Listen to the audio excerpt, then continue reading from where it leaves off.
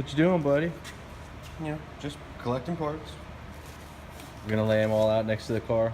No. Nothing that stereotypical. I mean, I feel like we should. Over here next to you.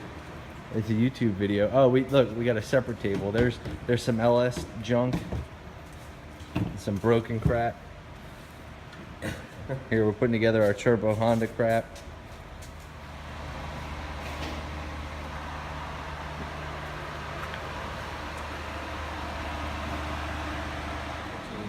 Water section. If you can cram like 14 pounds of boost on an engine, theoretically, if that engine makes 100 horsepower, no boost, it should make 200 horsepower, 15 pounds. Yeah, that's like the mathematical equation. I don't know how true that is, but that's going in the YouTube video. Nope. That's the equation. I mean, I don't personally know that one. I know the one for intake temperature. For every 10 degrees of intake temperature you drop, you're supposed to gain 1% of horsepower. Yeah. That's fucking random. Like, we're full of random numbers and shit. Well, in this business, you gotta. No. That's funny. The Meanwhile, we over here doing brakes and oil changes, banging our heads off a wall, fucking just trying to keep a shop open. Yeah. But we know all these random mathematical equations to make horsepower. Look at the pile of dinosaurs. So here's our baby turbo. Paul, where'd this turbo come from? came off a wrecked Saab. Came off a wrecked Saab, and now it's gonna live life on the Honda Del Sol. $250 worth of shit, like the manifold and the other stuff that you can't fake. But What's the conversion ratio on this? this one, I think it's actually not that bad. I think it's only like 10.5 to 1. Oh, nice. Yeah, So that 6 to 8 psi. yeah, I'm thinking this thing had a factory rating of 102 from the factory for the flywheel. I'm thinking now with the rebuild, a little bit of overboring I did, it might have 110 with this sweet intake. But I'm thinking the 6 to 8 pounds should probably give me about 140 to 150, which is going to really light this car, like make this car a lot more fun to drive. All right, so as you guys can see, it's 9:32 a.m. and I'm gonna crack the first bolt, or at least attempt to, with one hand here. Oh, that's too easy actually. That's from a master tech putting it together. That's a lot. Yeah. Maybe we will get this done in 8 hours. Who the hell knows? Look, I'm doing this with one arm, so that's why I can't get the fucking socket on there. Oh, all right, might be an easy day.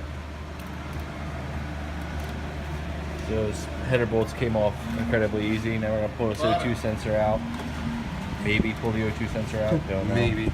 Maybe we'll take it out with the header and then pull it on the ground. Worst case scenario. That's what we're going to do. Now I know some people are gonna be like, "Oh my God, you guys cheated. There's no AC in this car."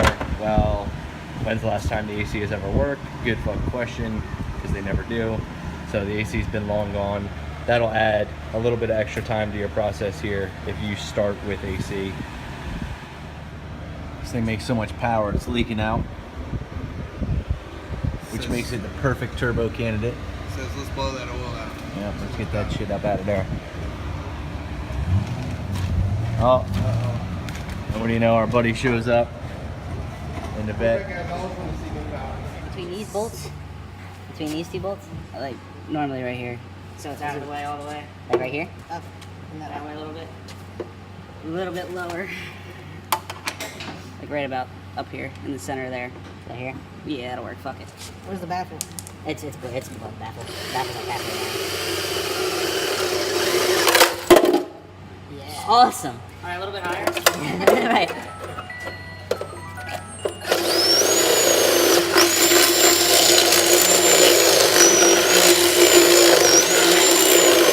Now, of course, we don't have the right drill bit size for this, so we're going to round it all out. Because that drill bit size is way too expensive for this build. No time for that.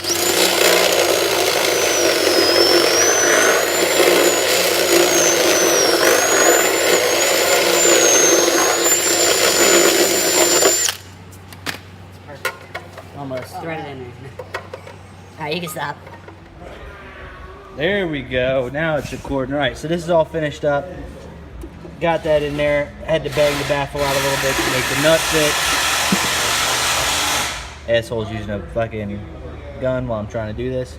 Worst case scenario, if this thing doesn't seal and leak, I'll weld around this seam outside here so we can go ahead and make sure it seals up. So while I've been working on the oil pan, oil line return, Paul has been graciously zip tying this intercooler up here. This is actually the Saab intercooler that the Saab Turbo, same car, came from. And as you can see, bam, up in there.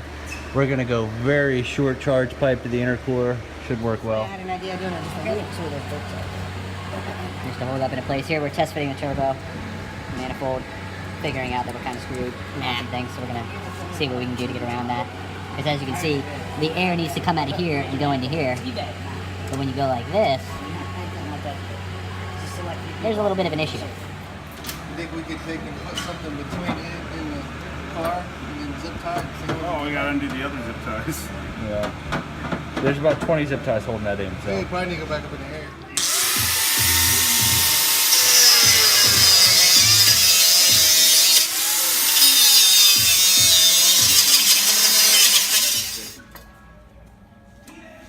it got pretty sticky with that shit. But then again, it was one race, and it wasn't like, you know what I mean? It wasn't a big deal. Wasn't a money race or nothing. It was just kind of people fucking off. Kind of fucked us on the hot side, or this other side coming out though. We're gonna have to go like 90 to this way, and then like 90 up. Okay, so you're talking about like here and No, I'm saying for the top one. it'll go in the bottom one. The problem is how we're gonna get a pipe out of here to. Yeah, we're gonna have to do a 90 off that pipe to this side, and then up, and then like it's gonna be fucking crazy. So this is like one of those things that's gonna take us forever, is figuring out how to get the turbo into the intercooler, clocked properly for feed and return. We got the good tools out.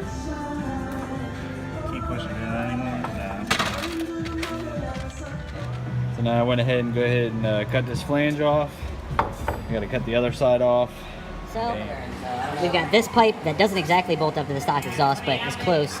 We got this, the flange we need for the internal wastegate. I'm literally gonna slide this over and weld that up. Should be good to go. So I've been working on some stuff here. Paul, what do you got going on? Working on the turbo oil feed line. Getting the oil feed line in there.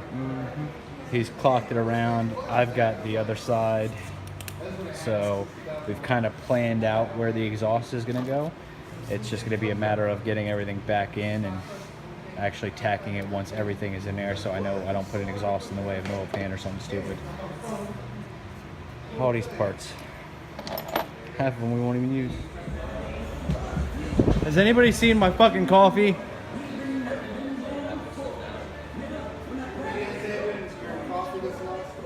Yeah, but like this is the struggle of my life. I fucking put my drink down and it disappears. I have no idea. So to err on the side of caution,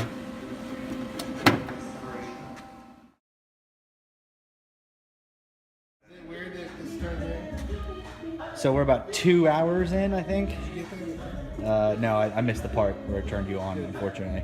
But we're using some what is that shit called? Honda Bond to reseal this oil pan gasket. I did an absolutely terrible weld job on there just so we can get it filled in, so I knew that it wouldn't leak. It looks like shit, but I know it's sealed, so that's what's important. And we're gonna throw this oil pan back up, and then what's next? Then we're gonna test fit the exhaust and. Well, we're not gonna do exhaust until until like the turbo is bolted all the way down. Because my luck, it's gonna be, you know, we're gonna bolt it all the way down and it's gonna move a little bit, and that's gonna throw the exhaust off since I'm welding it all. I got you. So, progress, forward progress.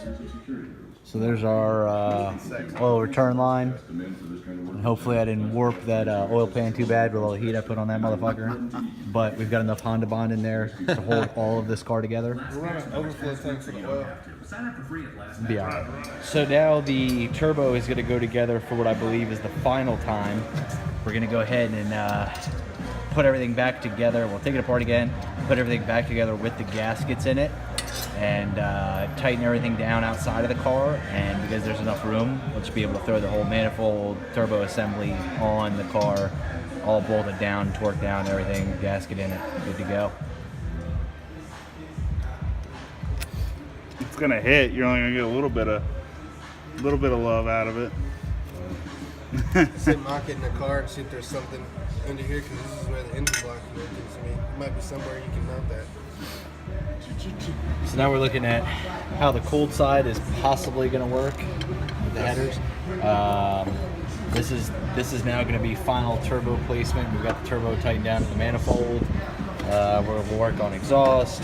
There's a wastegate we got to throw somewhere. Oh, blow off valve, my bad. Wastegate, internal wastegate. Fuck it. Blow off valve we got to throw somewhere in there. In this pipe. So we're finally at the point where I'm going to start working this exhaust. I got to go from there to there. Here we go, we're going to try and heat up this pipe a little bit so we can bend it, because I believe if I get a little bit better of a 90 out of this, it's going to slip right into where I need it.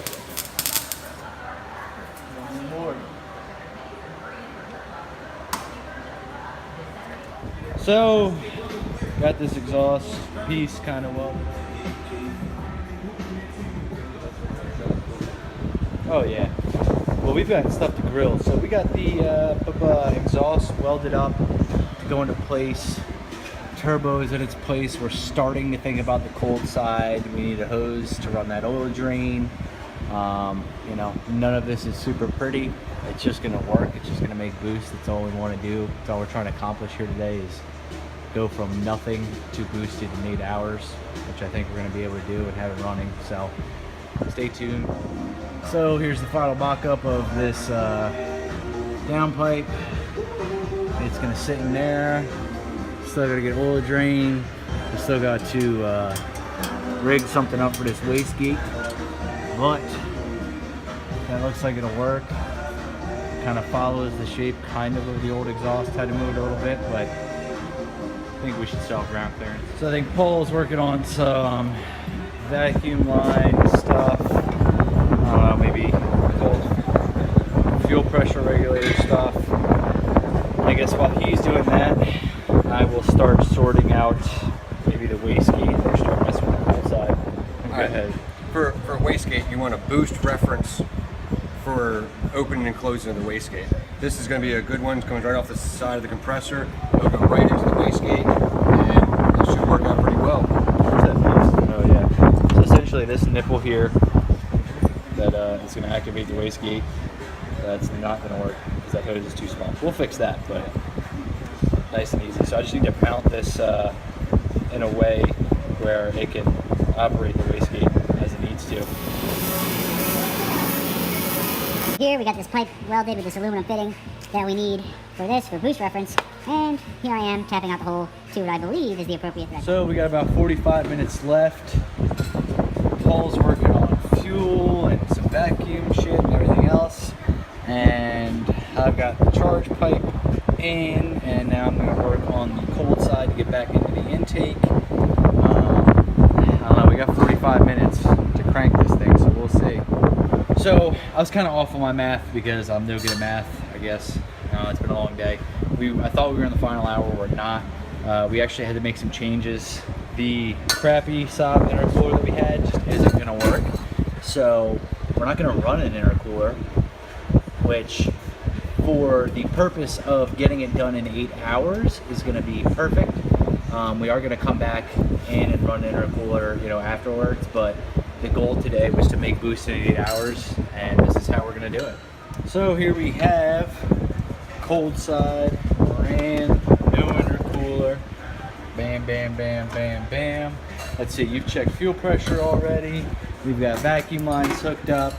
We need oil in here and a wastegate.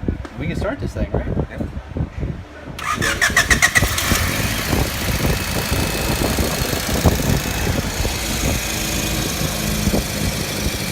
Womp, womp, womp. Ba-da-da.